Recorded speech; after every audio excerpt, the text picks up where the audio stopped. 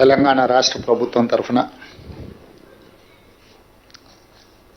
సాగునీటి పారుదల పౌర సరఫరాల శాఖ మంత్రులు ఉత్తమ్ కుమార్ రెడ్డి గారు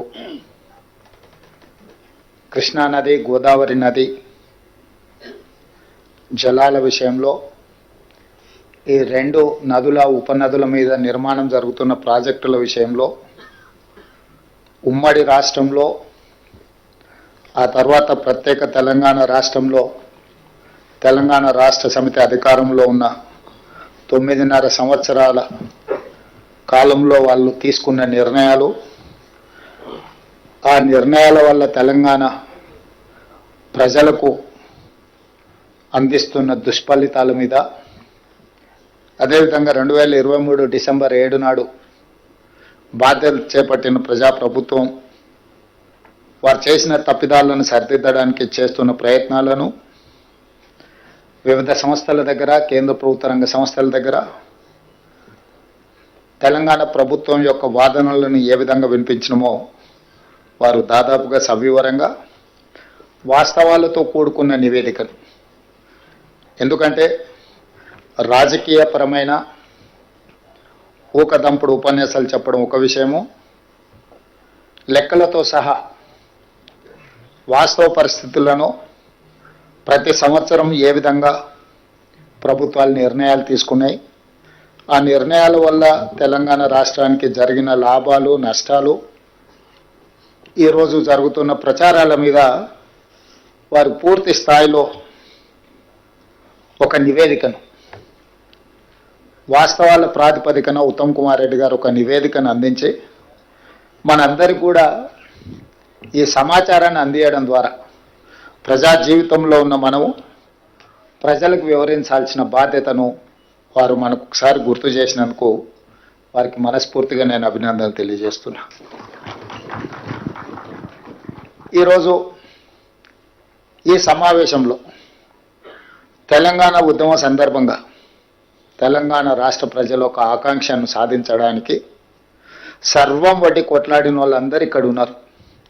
అది కోదండరామ్ గారు కావచ్చు, కేశవరావు గారు కావచ్చు, శ్రీహరి గారు కావచ్చు, లేకపోతే ఈ వేదిక మీద ఉన్న చాలామంది పెద్దలు, ఇక్కడ ఉన్న పెద్దలు సుఖేందర్ రెడ్డి గారు కావచ్చు, పోచారం శ్రీనివాస్ రెడ్డి గారు కావచ్చు, వీళ్ళందరూ కూడా ఉమ్మడి రాష్ట్రంలో వివిధ రాజకీయ నేపథ్యాలలో ఉన్న రాజకీయ నేపథ్యాన్ని వారు ప్రాతినిధ్యం వహిస్తున్న పార్టీల కంటే కూడా ప్రజల యొక్క అవసరాలను, ప్రజల యొక్క ఆకాంక్షను, అదేవిధంగా శ్రీనివాస్ రెడ్డి గారు సీనియర్ పాత్రికేయులుగా వారు మమ్మల్ని ఎప్పుడు ఏ చర్చలకు పోయినా మమ్మల్ని తప్పుపట్టినట్టుగా మాట్లాడేవాళ్ళు. మీరు తెలంగాణ ప్రజల పక్షాన ఉండాలి, మనందరం కలిసి తెలంగాణ సాధించుకోవాలి.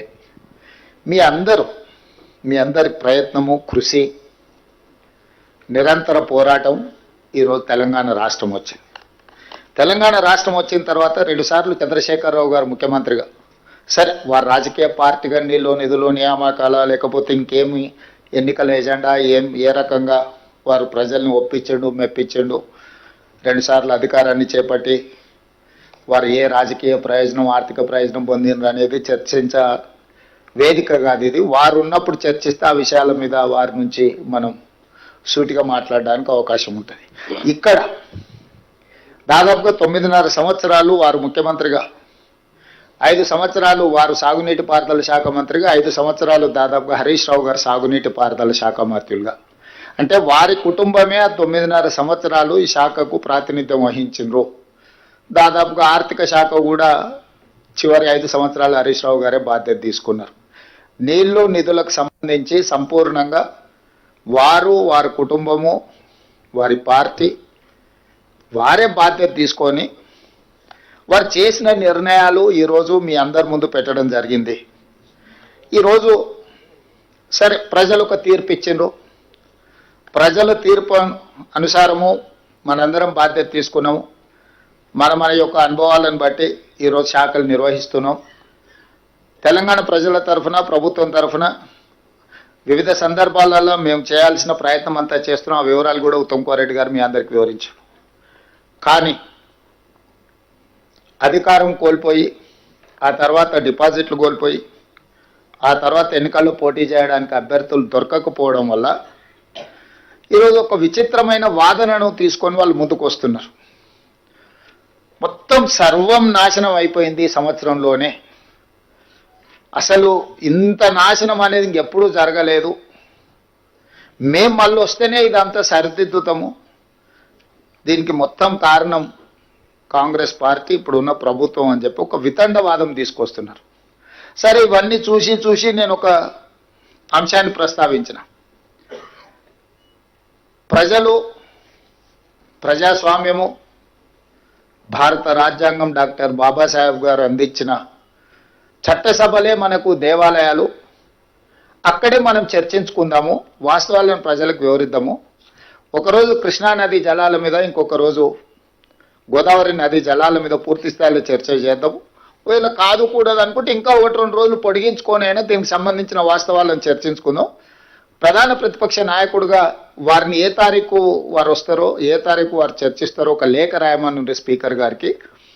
తక్షణమే ప్రభుత్వం స్పందించి శాసనసభ సమావేశాలను ఏర్పాటు చేసుకుందామని నేను వారికి సూచన చేయడం జరిగింది. సవాల్ విసిరలే. ఎందుకంటే నాకు ఈ చట్టసభల పట్ల, ప్రజాస్వామ్యం పట్ల నమ్మకం, విశ్వాసం ఉన్నది. అందుకే వీధుల్లో కాకుండా, క్లబ్బుల్లో కాకుండా, పబ్బుల్లో కాకుండా, ప్రజల ముందు చులకన కాకుండా చట్టసభలలో మనం చర్చ చేసుకుందాము. రండి, మీ అనుభవంతో మీ చేసిన ప్రయత్నాలన్నీ వివరించండి, భవిష్యత్ ప్రణాళికలను కూడా మనము చర్చించుకుందాము. మీ అనుభవంతో ఏమైనా సూచన చేస్తే మా ప్రభుత్వం తీసుకోవడానికి సిద్ధంగా ఉందని నేను వారికి సూచన చేయడం జరిగింది. ఇక సడన్గా ఆయన బయలుదేరిండు. ఆయన ఏం మాట్లాడుతున్నాడో నేను చెప్పే కంటే మీ అందరు కూడా చూస్తున్నారు. నేను పేరు ప్రస్తావిస్తే నా స్థాయి తగ్గుతుంది కాబట్టి పేరు ప్రస్తావించడానికి కూడా నేను ఇష్టపడడం లేదు. ఎందుకంటే బాధ్యత వచ్చిన తర్వాత బాధ్యతాయుతంగా వ్యవహరించాలని చెప్పి ఈరోజు నేను భావిస్తున్నా. నాకు తెలిసి ఈ భాషలకు ఏ విధంగా సమాధానం చెప్పాలో మీ అందరికి కూడా తెలుసు నా గురించి. కాకపోతే ఏంటంటే ఇంకా ఆ దిశగా వెళ్ళొద్దు అని నేను అనుకుంటున్నా. అయితే ఈరోజు ప్రధానంగా 2 విషయాల మీద నాకున్న అవగాహనను మీతో పంచుకోదలుచుకున్నాను. మొట్టమొదటి తెలంగాణకు సంబంధించిన కృష్ణానది జలాల మీద చర్చించుకుందాం. చాలా వివరాలు, నీటి కేటాయింపుల విషయం నుంచి ఉమ్మడి రాష్ట్రం, ఆ తర్వాత తెలంగాణ రాష్ట్రంలో నీటి కేటాయింపులు, వినియోగం మీద పెద్దలు ఉత్తమ్ కుమార్ రెడ్డి గారు పూర్తిగా వివరణ మనకు వివరించడం జరిగింది, సమాచారం ఇవ్వడం జరిగింది. వారు కొన్ని అంశాలను ఏవైతే ఇంకా ముందుకు మనం తీసుకెళ్లాలనో ఆ అంశాలను మీ అందరితో నేను పంచుకోదలుచుకున్నాను. ఈరోజు కృష్ణానది జలాల మీద ఆంధ్రప్రదేశ్కి 512, తెలంగాణకు 299 టీఎంసీల నీటి కేటాయింపుల కోసం చంద్రశేఖరరావు గారు 2015లో కావచ్చు, 2020లో కావచ్చు, ఆ తర్వాత కృష్ణా బచావ్ ట్రిబ్యునల్ ఇచ్చినప్పటి వరకు శాశ్వతంగా బ్లాంకెట్గా మంజూరు చేసి వచ్చేసిండు. అది అయిపోయిన తర్వాత వారు బేసిన్లు లేవు, బేసిజాలు లేవు, మీరు గోదావరిలో 3000 టీఎంసీలు సముద్రంలో పోతున్నాయి, మీరు తీసుకెళ్ళండి. కృష్ణా బేసినే కాదు, గోదావరి బేసిన్ నుంచి కృష్ణా బేసిన్, కృష్ణా బేసిన్ నుంచి పెన్నా బేసిన్ వరకు, గ్రేటర్ రాయలసీమ అంటే ప్రకాశం, నెల్లూరు వరకు కూడా మీరు నీళ్లు తీసుకెళ్ళండి. ఎవరేమనుకున్నా, ఎవరికి కడుపు నొప్పి అయినా పర్వాలేదు, రాయలసీమ నేను రతనాల సీమ చేస్తానని వారు స్వయంగా ప్రకటించి, వారే జగన్మోహన్ రెడ్డి గారిని ఇక్కడికి పిలిచి ఆశీర్వదించి వారికి సూచనలు, సలహాలు ఇచ్చి, జీవోలు ఇచ్చి, టెండర్లు చేసి అన్ని రకాలుగా వారికి సహకరించాను. సరే, వారిద్దరి అనుబంధం ఎలాంటిది అయినా అది తెలంగాణకు తీరని నష్టం. వారిద్దరి మధ్యలో ఆప్యాయత ఉండడాన్ని, అనుబంధం పెంచుకుంటే మాకేం అభ్యంతరం లేదు. కానీ శాశ్వతంగా తెలంగాణ ప్రజలకు కృష్ణానది పరివాహక ప్రాంతంలో ఉండే రైతాంగానికి మరణ శాసనం రాసే అధికారం చంద్రశేఖరరావు గారికి ఎవరు ఇవ్వలేదు. ప్రజల యొక్క హక్కులను కాపాడడానికి మాత్రమే ప్రజలు అధికారం ఇచ్చారు. ఆ అధికారాన్ని వినియోగించి తెలంగాణ రైతాంగం, తెలంగాణ ప్రజలకు శాశ్వత మరణ శాసనం రాసే అధికారం చంద్రశేఖరరావు గారికి ఎవరు ఇవ్వలేదు. వాస్తవంగా చంద్రశేఖరరావు గారు ఇంకొక విధంగా వాదించినుంటే ఈరోజు హైదరాబాదు నగరానికి తాగునీళ్లు తెచ్చుకుంటున్నాం కృష్ణానది నుంచి. హైదరాబాద్ నగరంలో ఇతర రాష్ట్రాలతో పాటు ఆంధ్రప్రదేశ్ ప్రజలు కూడా దాదాపు 20% ఉన్నారు. అసలు ఉమ్మడి కోటా నుంచి హైదరాబాద్ నగరానికి తాగునీటి జలాలను సపరేట్ చేసిన తర్వాత మిగిలినవి పరివాహక ప్రాంతం మీద మనం పంపకాలు చేపడదాము అన్నుంటే అది చర్చ ఇంకొకలాగా ఉండేది. ఆ విధంగా వారు ఎప్పుడు చర్చించలే. అదేవిధంగా ఈరోజు ఉన్న ప్రాజెక్టులకు సంబంధించి మనము నష్టాన్ని ఒకటే కోణంలో చూస్తున్నాం, నేను రెండో కోణంలో కూడా చూస్తున్నా. ఆనాడు ఉమ్మడి రాష్ట్రంలో 2011 ఆనాడు చిన్నారెడ్డి గారు, డాక్టర్ మల్లు రవి గారు, డికే అరుణ గారు ఉమ్మడి రాష్ట్రంలో ప్రధానంగా పాలమూరు రంగారెడ్డి జిల్లాల కృష్ణా పరివాహక ప్రాంతంలో సాగునీరు తాగునీరు తీవ్రమైన సమస్య ఉన్నదని మాట్లాడితే ఆ రోజు ఉమ్మడి రాష్ట్రంలోనే కిరణ్ కుమార్ రెడ్డి గారు ముఖ్యమంత్రిగా ఉన్నప్పుడు పాలమూరు రంగారెడ్డి ఎత్తిపోతల ప్రాజెక్టుకు ప్రభుత్వం ఆనాడు సర్వేలకు జీవోలు ఇచ్చి ప్రాజెక్టు నిర్మించాలి, రోజుకు 2 టీఎంసీల నీళ్లు తీసుకోవాలి, జూరాల నుంచి తీసుకోవాలని చెప్పి ఆ రోజు స్పష్టంగా నివేదిక ఇవ్వండి అని చెప్పి సర్వేకు ఆదేశాలు ఇవ్వడం జరిగింది. ఈరోజు చంద్రశేఖరరావు గారు జూరాల నుంచి పాలమూరు రంగారెడ్డి ఎత్తిపోతల ప్రాజెక్టును శ్రీశైలంకు తరలించడం వల్ల జరిగిన నష్టాన్ని నేను వివరించదలుచుకున్నా. ఈరోజు అది తుంగభద్ర కావచ్చు, లేకపోతే కృష్ణానది కావచ్చు, భీమా కావచ్చు, నదులు ఉపనదుల నుంచి ఏ వచ్చినా మహబూబ్ నగర్ జిల్లాలో గద్వాల్ అలంపూర్ ప్రాంతంలో మొట్టమొదటి తెలంగాణ రాష్ట్రంలోకి నీళ్ళు వస్తాయి. ఆ నీళ్లు తెలంగాణ రాష్ట్రంలోకి వచ్చిన వెంబడే ఒడిసి పట్టుకొని తెలంగాణకు తెచ్చుకుని ఉంటే ఈరోజు ఆంధ్రప్రదేశ్ ప్రభుత్వం శ్రీశైలం బ్యాక్ వాటర్స్ నుంచి పోతిరెడ్డిపాడు కావచ్చు, హంద్రిని కావచ్చు, ముచ్చమరి కావచ్చు, మల్యాల కావచ్చు, కేసీ కెనాల్కు కావచ్చు, ఏమైనా వెలుగొండ కావచ్చు, ఏ ప్రాజెక్టులకైనా నీళ్లు మనం వదిలితేనే వాళ్ళకి దొరుకుతుండే.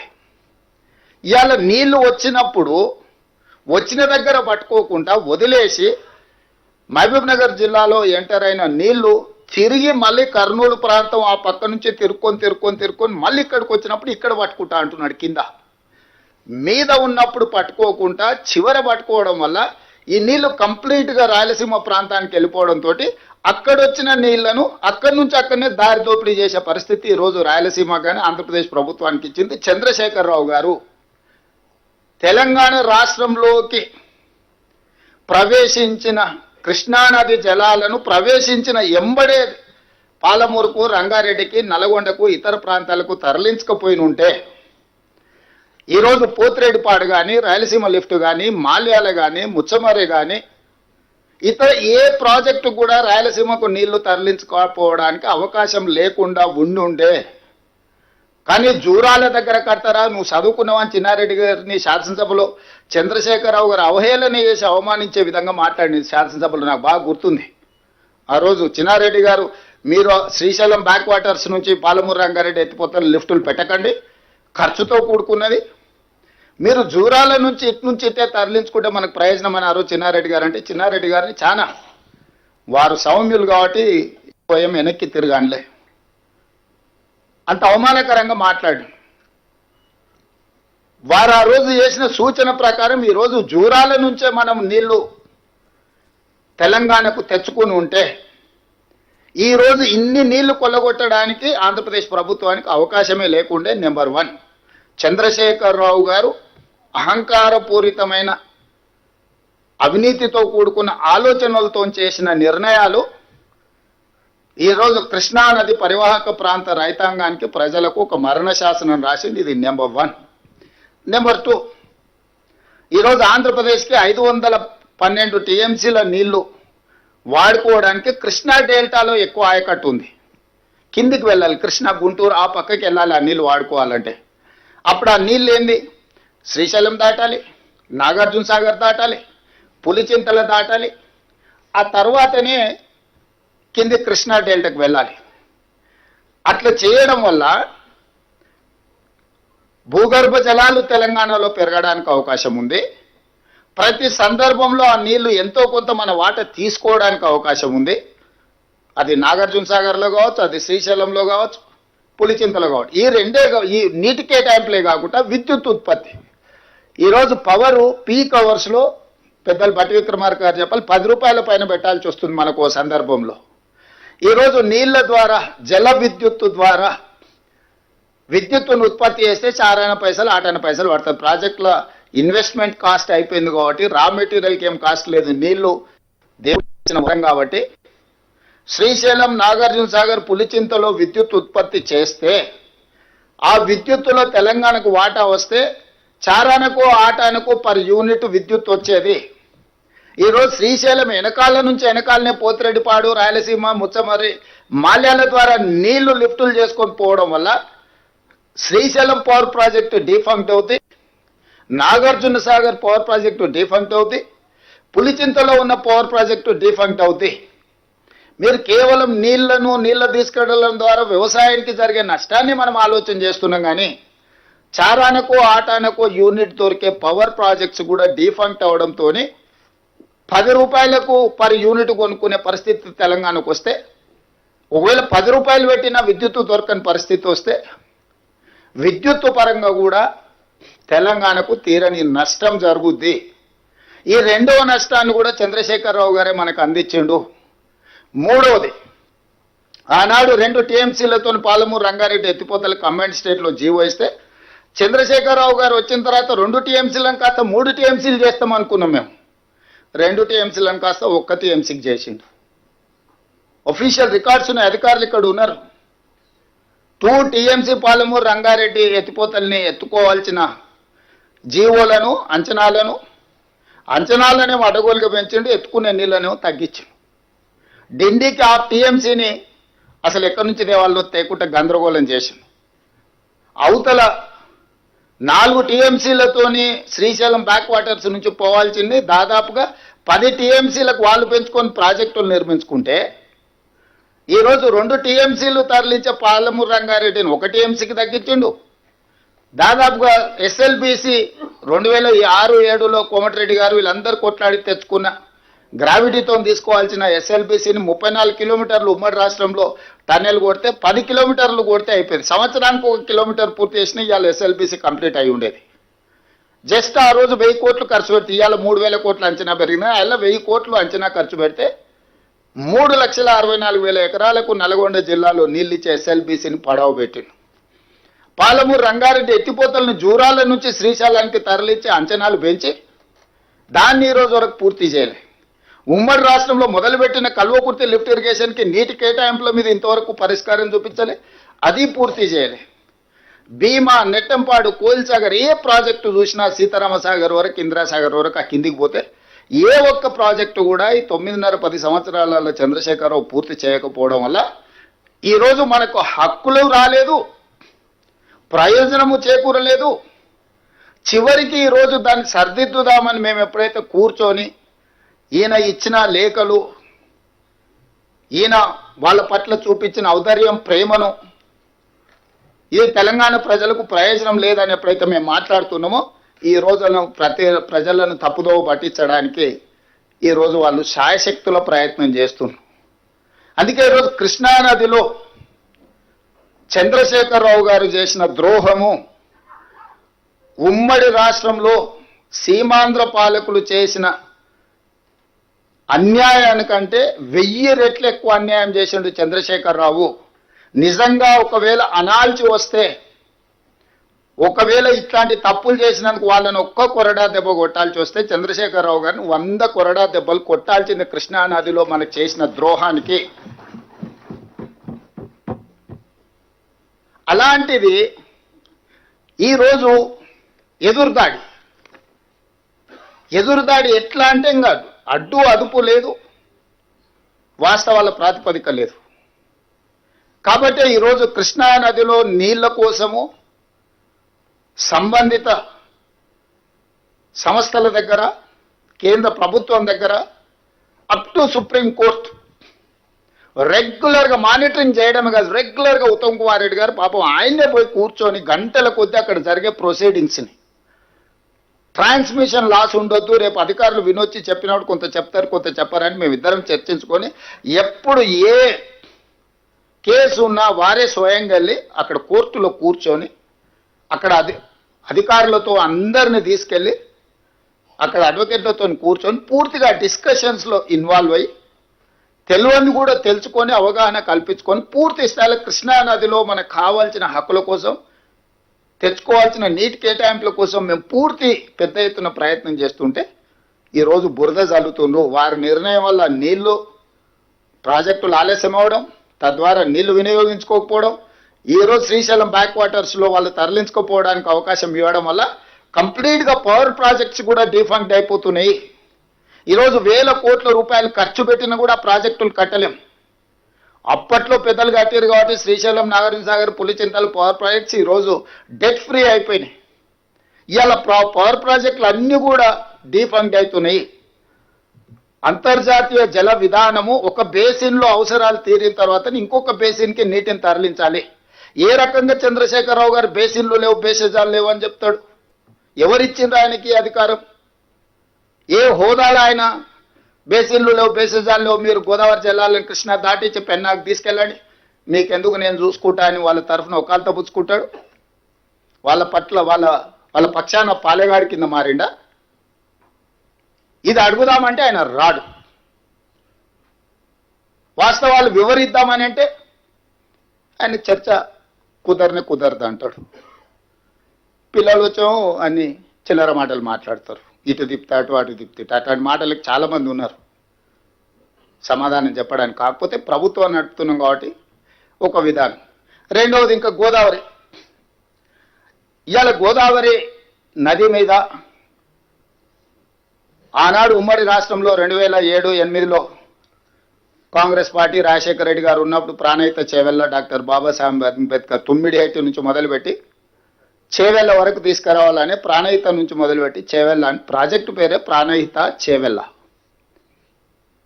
వెంకటస్వామి గారి సూచన మేరకు డాక్టర్ బాబాసాహెబ్ అంబేద్కర్ గారి పేరును ఆ రోజు జోడించడం జరిగింది నాకున్న సమాచారం. మరి ఈరోజు ఆ ప్రాజెక్టును తుమ్మిడిహట్టి నుంచి ప్రాంతాన్ని మార్చిండు. మేడిగడ్డ, అన్నారం, సుందిల అంచనాలు మార్చిండు, పేరు మార్చిండు కాళేశ్వరం. సరే, స్వార్థం కోసం ఏదైనా చేసిండని ఒక క్షణం ఏదైనా అనుకున్నా, ఎందుకు రంగారెడ్డి జిల్లాలో, నల్గొండ జిల్లాలో ఆయకట్టును తొలగించిండు?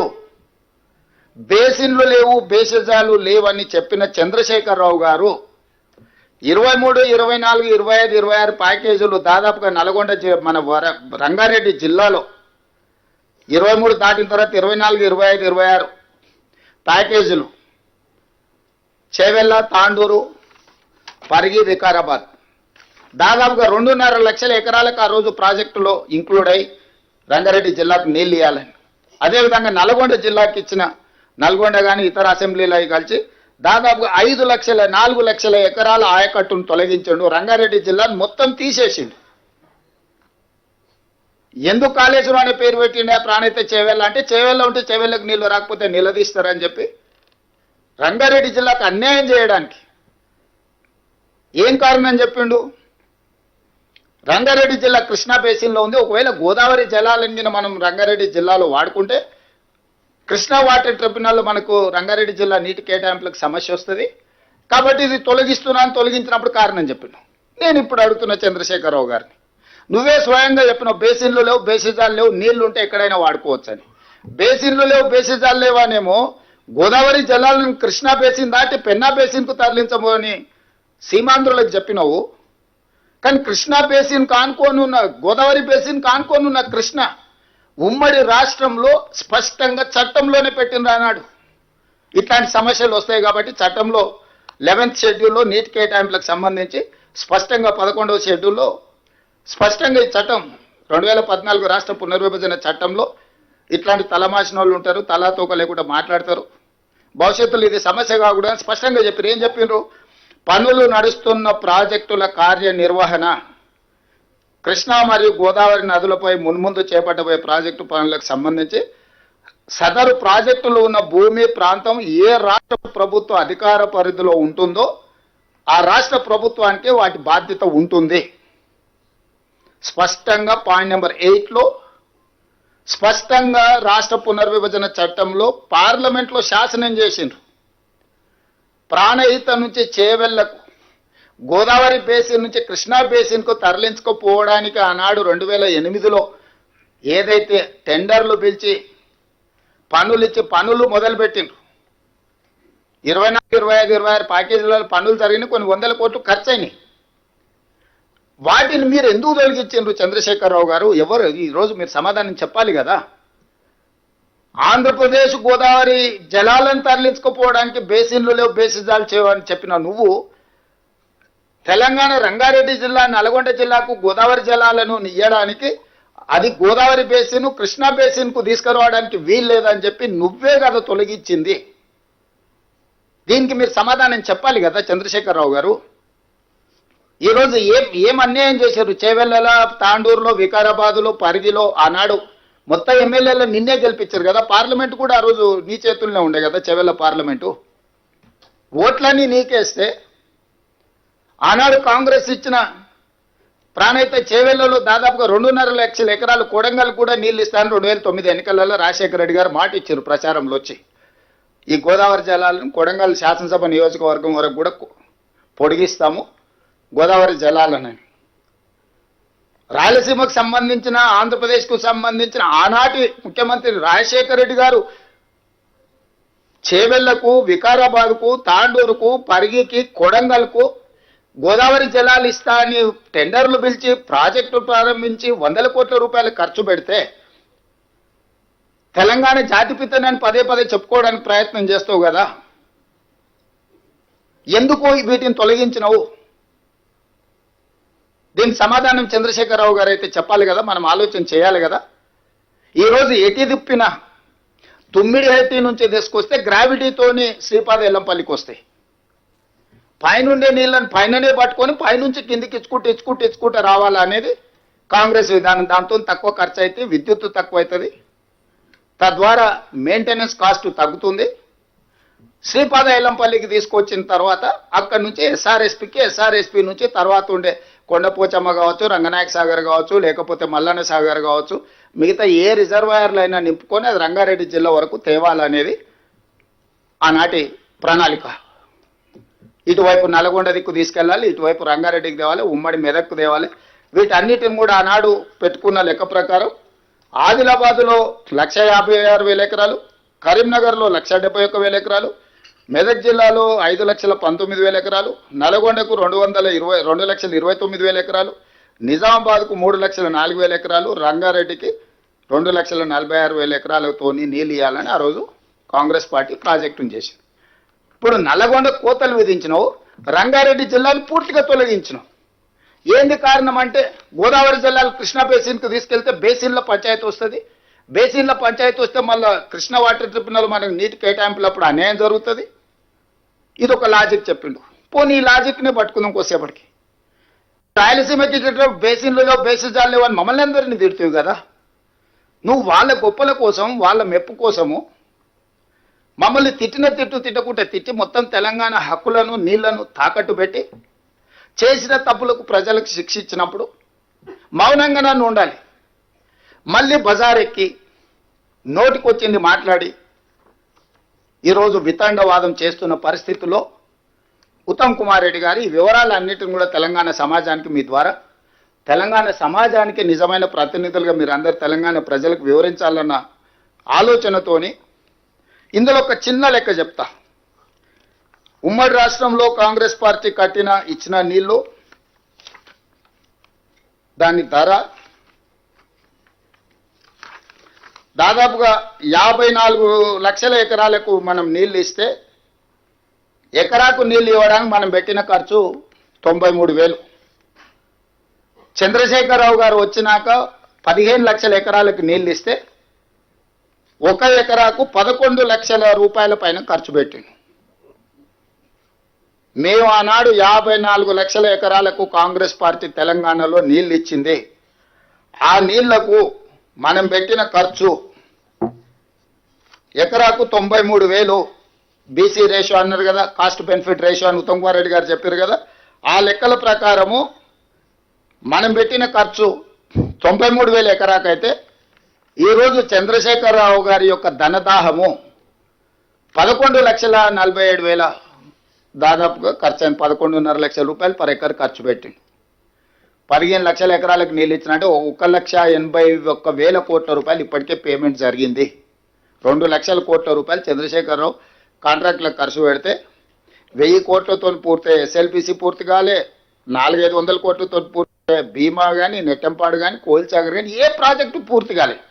ఉమ్మడి రాష్ట్రంలో పెండింగ్ ఉన్న ప్రాజెక్టులు తెలంగాణ రాష్ట్రం వచ్చిన తర్వాత ఒక్క ప్రాజెక్ట్ అయినా పూర్తి చేసినా చంద్రశేఖరరావు గారిని చర్చకు రమ్మని నేను అడుగుతున్నా. ఒకవేళ నువ్వు ఉమ్మడి రాష్ట్రంలో అన్యాయం జరిగిందని ఏదైతే చెప్పినావు, ప్రత్యేక రాష్ట్రంలో నువ్వు ఏదైనా ఒక్క ప్రాజెక్ట్ అని 100% ఇదైంది, ఇది నేషనలైజ్ చేసినా, దీన్ని డెడికేట్ చేసినా, మేమన్న పోతే, నేను ఉత్తమ్ కుమార్ రెడ్డి గారు పోతే, సిఆర్ పాటిల్ గారు తీసి 11 ఏఐబిపి ప్రాజెక్టులు తెలంగాణలో ఉన్నాయి.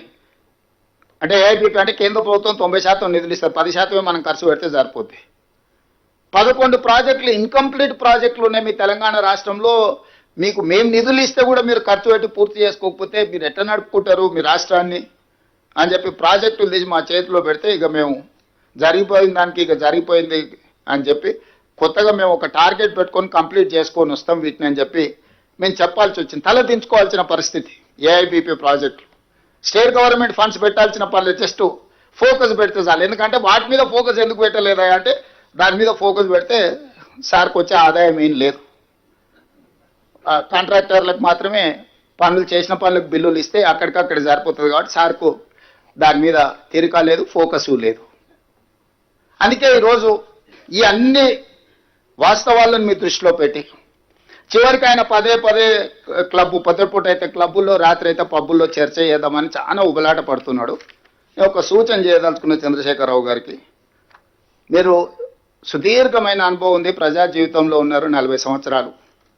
మీ అనుభవాన్ని పరిగణలోకి తీసుకుంటాం, మీ ఆలోచనలని తెలంగాణ ప్రజలకు సూచన కింద ప్రయోజనం చేకూరే విధంగా ఇస్తే తప్పకుండా వాటిని రాష్ట్ర ప్రభుత్వం ఆమోదిస్తుంది. మీరు ఏ తారీఖు చెప్పినా శాసనసభ సమావేశాలు, శాసన మండలి సమావేశాలు ఏర్పాటు చేస్తాం. అన్ని రాజకీయ పార్టీల ప్రజాప్రతినిధులను వాళ్ళ సూచనలు తీసుకుంటాం. అసెంబ్లీకి స్పీకర్ గారు అనుమతితో ఎక్స్పర్ట్స్ని కూడా పిలవడానికి ఒక స్కోప్ ఉంది. అడ్వకేట్ జనరల్ నుంచి ఎక్స్పర్ట్స్ని ఏదైనా ఒక సబ్జెక్ట్ ఉన్నప్పుడు శాసనసభలో, అంతేనా సుఖేంద్రన్ పిలవచ్చు కదా, కౌన్సిల్ చైర్మన్ గారు కూడా చెప్తున్నారు.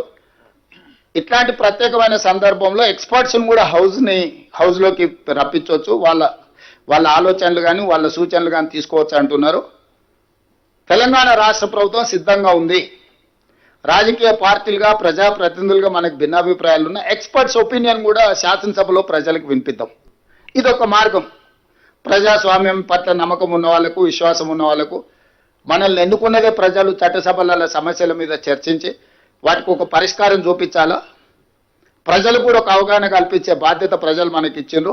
నా మొట్టమొదటి ఆప్షన్ శాసనసభ సమావేశాలు. మీరు ఎప్పుడు స్పీకర్ గారికి లేఖ రాసినా మేము చర్చలకు ప్రభుత్వం వైపు నుంచి కూడా మేము సానుకూలంగా స్పందిస్తాం. శాసనసభలో, శాసన మండలిలో కృష్ణానది జలాల మీద, గోదావరి నది జలాల మీద, ఉమ్మడి రాష్ట్రంలో జరిగిన నిర్ణయాల మీద, మీరు 9.5 సంవత్సరాల పరిపాలన తీసుకున్న నిర్ణయాల మీద, ఈ సంవత్సరన్నరలో మేము తీసుకున్న నిర్ణయాల మీద కూలంకషంగా సబ్జెక్టుల వారిగా చర్చిద్దాం, ప్రజలకు వివరిద్దాం.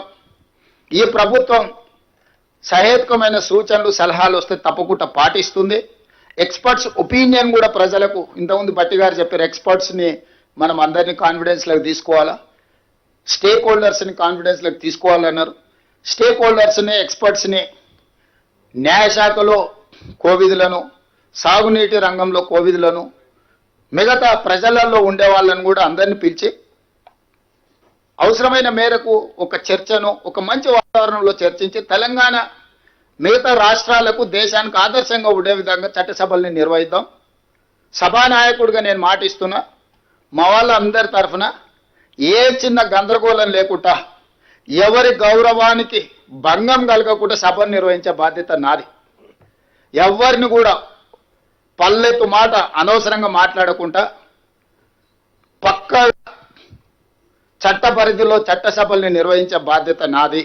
నేను తీసుకుంటా. సభ జరిగినంతసేపు ఒక్క క్షణం కూడా పక్కకు కూర్చొని సభలో ప్రశాంతమైన వాతావరణంలో అర్థవంతమైన చర్చలకు మేము వేదిక ఏర్పాటు చేస్తాము.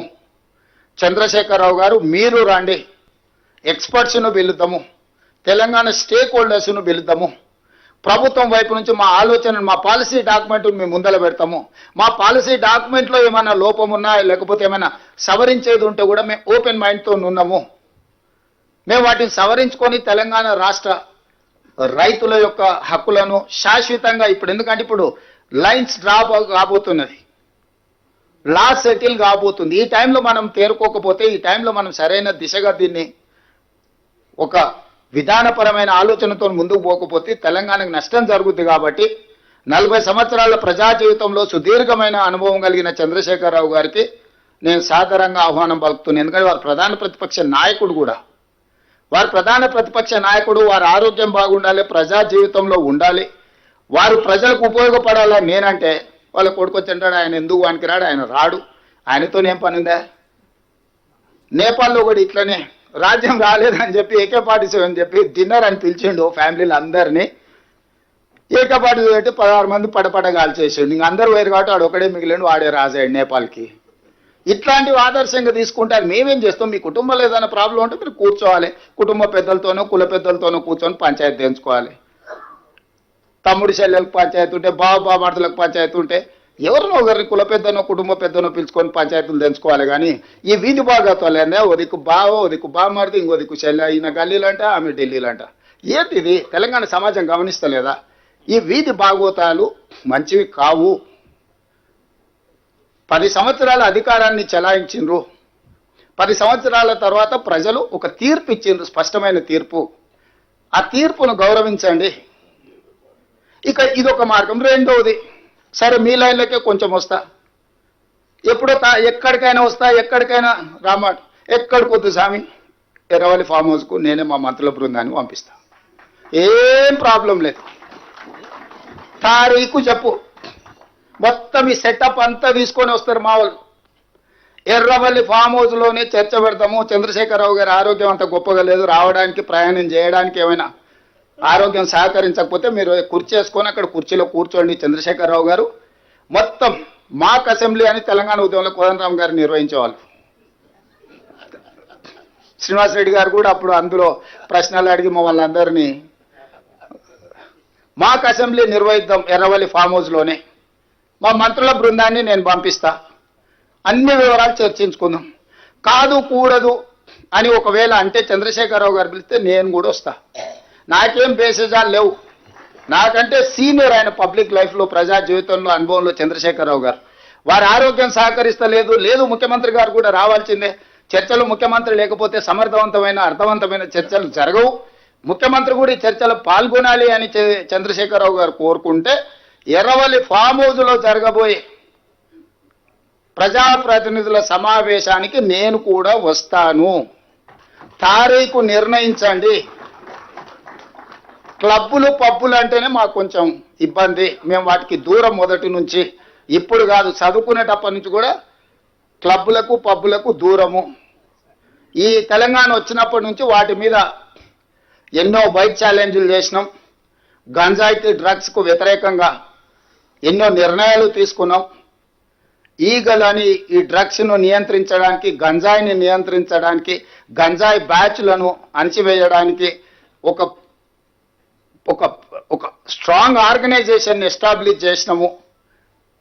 ఈ డ్రగ్స్ గంజాయిని అమ్మే వాళ్ళని కానీ, వినియోగించే వాళ్ళని కానీ, రవాణా చేసేటోళ్లను తెలంగాణ సరిహద్దులు దాటి లోపలికి రాకుండా ఉక్కు పాదంతో అణచివేస్తున్నాం.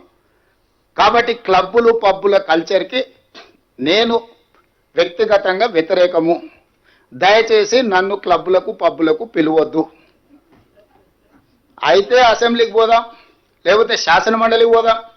కాదు కూడా పెద్ద ఆయన ఆరోగ్యం బాగాలేదంటే ఎర్రవల్లి ఫామ్ హౌస్ కూడా నేను వస్తా. ఇది నా సూచన. ఎవరు పెరిగిన నేపథ్యం వాళ్ళని అట్లా మాట్లాడిస్తుంటే నేను అది కూడా కాదన్నాను. నేను ఊర్లో వ్యవసాయ కుటుంబంలో పెరిగి పొద్దున్నే అన్నం తిని బయలుదేరే అలవాటు. ఈరోజు కూడా పొద్దుగాల 8కి బయలుదేరిన అన్నం తిని బయలుదేరుతాను. నేను మళ్ళీ రాత్రి ఇంటికి వచ్చే వరకు అన్నా శ్రీహరి గారు అట్లా కుదరదు, అదేంది మాకు అంటారు. కానీ కొన్నిసార్లు మనం కొన్ని వెసులుబాట్లు కల్పించాల్సి వస్తుంది, మినహాయింపులు ఇవ్వాల్సి వస్తుంది. సో మినహాయింపులు ఇచ్చి అయినా సరే మనం చర్చ, అంటే నా ఉద్దేశం చర్చ జరగడం, ప్రజలకు వివరాలు అందించడం, వాస్తవాలను ప్రజలకు చేరవేయడమే మా యొక్క ఉద్దేశము. ఇక్కడి సమావేశాన్ని పెడితే ఒక మాజీ మంత్రి గారు ఫోన్ చేసి మా శ్రీధర్ బాబు గారికి అట్లెట్లా మీరు అక్కడ పెట్టుకుంటారు, మీరు పెట్టుకోవడానికి లేదు కదా అంటాడంట. ఇది ప్రజాభవన్. ఇక్కడ ప్రజలు వచ్చి రెగ్యులర్గా రిప్రజెంటేషన్స్ ఇస్తారు. ప్రజా సమస్యలకు పరిష్కారం కోసమే ఇది కట్టింది. ఇది ఘడి కాదు, కొద్ది మందికి పరిమితమైన వేదిక కాదు. ప్రజలు ఎవరైనా బాజాబ్తా రావచ్చు, చెప్పుకోవచ్చు, ధర్మగంట కొట్టవచ్చు. ఇక్కడ ధర్మగంట కొడితే ప్రభుత్వం పలుకుతుంది, వాటిని పరిష్కరిస్తుందని. ధర్మగంట కొట్టడానికి రాజులు ఉన్నప్పుడు, రాజ్యాలు ఉన్నప్పుడు కూడా ధర్మగంట ఉండేది. పౌరులు వచ్చి ఆ గంట కొడితే ఏంది నీ సమస్య అని వినడానికి వేదిక ఉండేది. రాచరికంలో కూడా ధర్మగంట ఉండే. అలాంటిది మీరు ధర్నా చౌక్ బంద్ చేస్తారు, ధర్మగంట బంద్ చేస్తారు, వీటిలల్లో గద్దరన్న లాంటి వాళ్ళకు ప్రవేశము నిషేధిస్తారు. వీటన్నిటిని బార్లా తెరిచి ప్రజలందరూ మేము ఆహ్వానించి ప్రభుత్వం అధికారికంగా ఇంతమంది ప్రజాప్రతినిధులను, అధికారులను పిలిచే సమావేశాన్ని ఏర్పాటు చేసుకుంటే హరీష్ రావు గారికి అభ్యంతరం. హరీష్ రావు గారు ఫోన్ చేసి మా శ్రీధర్ బాబు గారిని బెదిరిస్తున్నాడు, అట్లెట్లా పెట్టుకుంటారు మీరు అని. ఏంది పద్ధతి? అంటే ఇప్పుడు ఏదైనా వాస్తవాలను వివరించడానికే ప్రజా వేదికలను మేము వాడుకుంటున్నాము. మేము వ్యక్తిగత ప్రయోజనాల కోసం దేన్ని వాడుకోవడం లేదు. ఇవాళ మీకు అన్ని కూడా వాస్తవాల ప్రాతిపదికన ఒక క్రొనాలజీ ప్రకారం మంత్రి గారు వివరించారు. దీన్ని ఒక నివేదిక రూపంలో, బుక్లెట్స్ రూపంలో కంప్లీట్గా నివేదిక తయారు చేసి రాష్ట్ర ప్రభుత్వం తరఫున వివరాలు అందరికీ కూడా అందించాలి.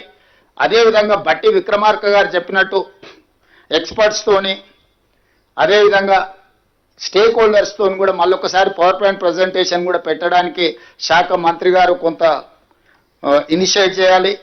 మూడవది ఇది అయిన తర్వాత పాత 10 ఉమ్మడి జిల్లాలకైనా పెద్దలు కోదండరామ్ గారు, కడియం శ్రీహరి గారు, కేశవరావు గారు లాంటి వాళ్ళు మొదటి నుంచి తెలంగాణ ఉద్యమంలో ఉండి హక్కుల కోసం కొట్లాడిన వాళ్ళు పాత ఉమ్మడి 10 జిల్లాలైనా కనీసం దీన్ని ప్రజలకు వివరించే విధంగా ఒక కార్యాచరణ తీసుకొని ప్రజలకు వివరిస్తే తెలంగాణ ప్రజలకు వాస్తవ పరిస్థితులు అవగాహనలోకి వస్తాయి.